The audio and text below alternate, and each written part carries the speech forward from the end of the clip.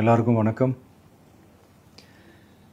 இந்திய அரசியல் சாசனம் நம்ம தமிழ்நாட்டில் இருக்கிற எல்லாருக்குமே கொடுத்துருக்கிற உரிமையில் ரொம்ப ரொம்ப முக்கியமானது ஓட்டிங் ரைட், வாக்குரிமை.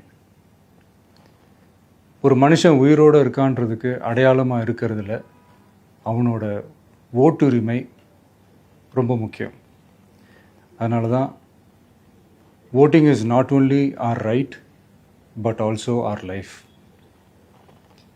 ஒரு முக்கியமான விஷயத்தை பற்றி இப்போ நான் உங்ககிட்ட ஷேர் பண்ண போகிறேன். இது நான் ஃபஸ்ட்டு கேள்விப்பட்ட உடனே எனக்கே ரொம்ப ஷாக்கிங்காக தான் இருந்தது.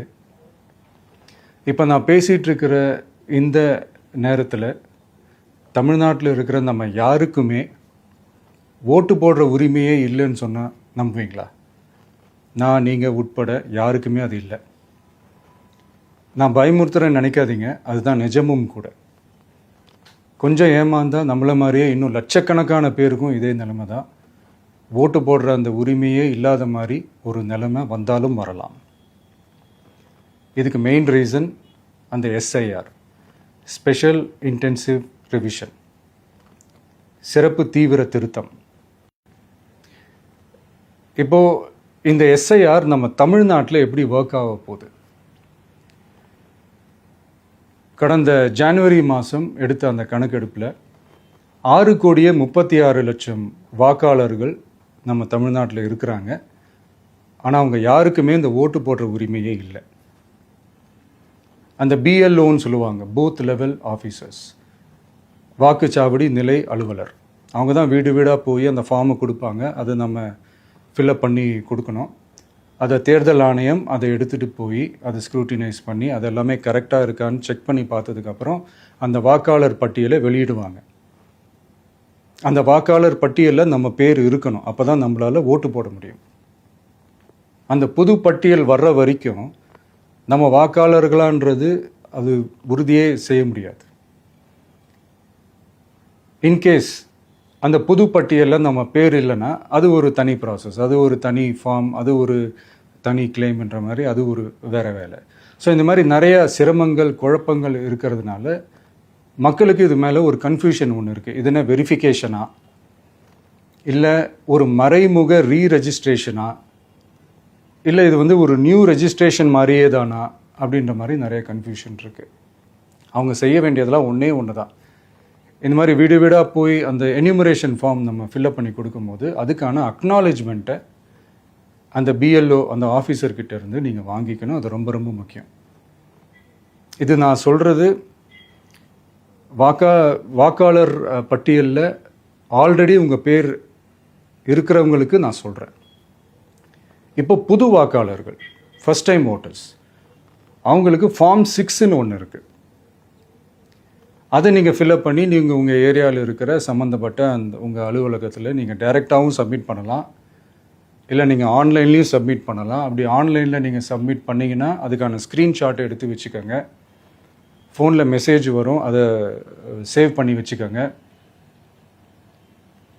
அப்ராடில் இருக்கிறவங்க கூட அந்த எஸ்ஏஆர் ஃபார்மை டவுன்லோட் பண்ணி நீங்கள் அதை ஃபில்அப் பண்ணி சப்மிட் பண்ணலாம். அதுக்கான அக்னாலேஜ்மெண்ட்டை வாங்கி வச்சுக்கோங்க. ரொம்ப முக்கியமாக உங்களோட பிஎல்ஓ அந்த ஆஃபீஸர் யாருன்னு தெரிஞ்சு வச்சுக்கோங்க. இந்த தேர்தல் ஆணையம் அந்த வெப்சைட்டில் போனீங்கன்னா அந்த பர்டிகுலர் பிஎல்ஓ ஆஃபீஸரோட ஃபோன் நம்பர் கூட நீங்கள் எடுத்து வச்சுக்கலாம். இன்கேஸ் உங்களை யாரையும் ரீச் பண்ணலை இல்லை உங்களுக்கு அந்த ஃபார்ம் கிடைக்கல அப்படின்னா நீங்கள் அவரை காண்டாக்ட் பண்ணி அந்த ஃபார்மை வாங்கி நீங்கள் ஃபில்அப் பண்ணி நீங்கள் சப்மிட் பண்ணலாம். ரொம்ப முக்கியமாக அதுக்கான அக்னாலேஜ்மெண்ட்டை வாங்கி வச்சுக்கோங்க. இது எல்லாமே சரியாக செஞ்சாலும் இந்த எஸ்ஐஆர் மேலே சில டவுட்ஸ் இருக்குது. அது என்னென்னா, இந்த 6,36,00,000 வாக்காளர்களுக்கு ஒருத்தர் விடாமல் இந்த ஒரே மாதத்துக்குள்ளே எப்படி எல்லாருக்குமே அந்த ஃபார்ம் போய் ரீச் ஆகும்? ஒன்று. ரெண்டாவது, நீங்கள் வரும்போது வீட்டை பூட்டிட்டு வேலைக்கு போயிட்டு என்ன பண்ணுறது? இப்போ நீங்கள் வருவீங்கன்றதுக்காக வேலையெல்லாம் விட்டுட்டு வீட்டுக்குள்ளேயே உட்காந்துட்ருக்கணுமா? ஸோ இதில் மெயினாக பாதிக்கப்பட போகிறது உழைக்கிற மக்கள், ஏழைகள், வேலைக்கு போகிற பெண்கள். இவங்களுக்கு யார் கரெக்டான அந்த பதில் சொல்ல போகிறது? ஒரு நியாயமான எஸ்ஐஆர்னால் என்ன நடக்கணும்? இப்போது இறந்து போனவங்களை மார்க் பண்ணி அதுலேருந்து டிலீட் பண்ணணும். இப்போ போலி வாக்காளர்கள் இருந்தாங்கன்னா அவங்கள மார்க் பண்ணி டிலீட் பண்ணணும். இப்போ ஆல்ரெடி ஓட்டு இருக்கிறவங்களுக்கு எதுக்கு இந்த ரெஜிஸ்ட்ரேஷன் என்ற பேரில் இவ்வளவு குழப்பங்கள் அப்படின்றதான் இங்கே கேள்வி. இப்போ புதுசாக வர வாக்காளர்களையோ இல்லை ஓட்டு இல்லாதவங்களையோ சேர்த்தா பத்தாதா? இப்போ ரீசெண்டாக நடந்த இப்போ எலெக்ஷன் 2021, 24 எப்படி எல்லாருமே ஓட்டு போட்டோம்? அதில் ஓட்டு போட்டவங்க கூட இப்போ புதுசாக ரெஜிஸ்டர் பண்ணணும்னா அது ஏன் அந்த கன்ஃபியூஷன் அப்படின்றதான் நாங்கள் கேட்குறோம். அதனால தான் நாங்கள் எஸ்ஐஆரை எதிர்க்கிறோம். இப்போ புதுசாக சில கம்ப்ளைண்ட்ஸ்லாம் வர ஆரம்பிக்குது. அது என்னென்னா முக்கியமாக நம்மளுடைய டிவிகே தோழர்களுக்கு அந்த ஃபார்ம் கிடைக்க மாட்டேங்குது, கொடுக்க மாட்டேன்றாங்க அப்படின்ற சில கம்ப்ளைண்ட்ஸ். இது யார் பண்ணுறாங்க அப்படின்றது நான் தான் சொல்லி தெரிய வேணும்னு ஒன்றும் அவசியம் இல்லை உங்களுக்கு. இப்போ இருக்கிற ஆட்சியாளர்கள் அவங்களுக்கு கைப்பாவையாக இருக்கக்கூடிய சில பேர் இதை செய்ய ஸ்டார்ட் பண்ணியிருக்கிறாங்க.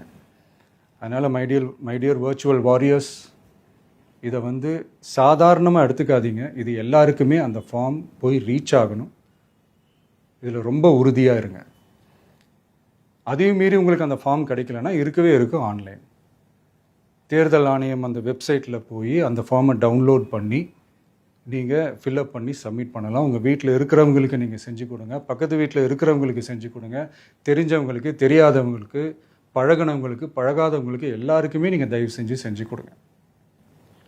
அண்ட் ரொம்ப முக்கியமாக நம்ம ஜென்சி கிட்ஸ், நம்ம ஃபஸ்ட் டைம் ஓட்டர்ஸ், நம்ம புது வாக்காளர்கள், நம்ம நண்பா நண்பிகள், அவங்க ரொம்ப கேர்ஃபுல்லாக இருக்கணும்.